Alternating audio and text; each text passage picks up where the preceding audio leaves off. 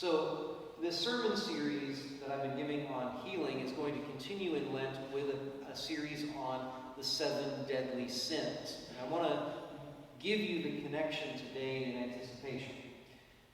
The 7 deadly sins are a form of idolatry, at least for those of us who are trying, those of us who want to follow Christ, who are actually trying.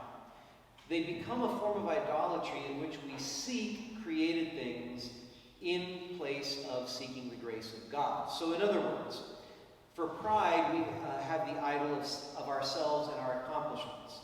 For envy, we have the idol of status, possessions, or talents. For gluttony, the idol of food, drink, and drugs. For lust, the idol of sex, relationships, and beauty. For anger, the idol of power, control, or justice. For greed, wealth and security. And for sloth, comfort and ease. And to explain this a little bit further, to set you up again for the series, I'm just going to read a substantial paragraph here from Dr. Bob Schuchts, who's one of the sources where I'm getting most of what I've been saying about healing, where he makes, in his experience as a counselor, this connection. He says, if you use anger to gain power and control, my guess is that you struggle with feelings of powerlessness and fear.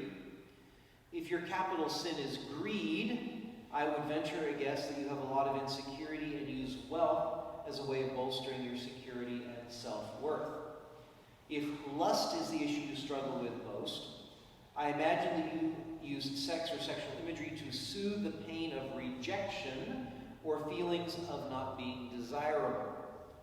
If gluttony is your sin of choice, experience tells me that you use food, drink, or drugs to numb your pain, to fill the emptiness of abandonment in your life.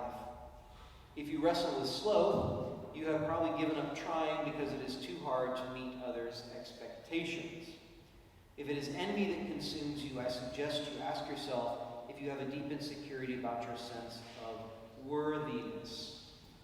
So, all of these things are things that we've been speaking about, and it's very interesting how in his experience he knows the connection with the 7 deadly sins. So we'll be speaking about those during Lent.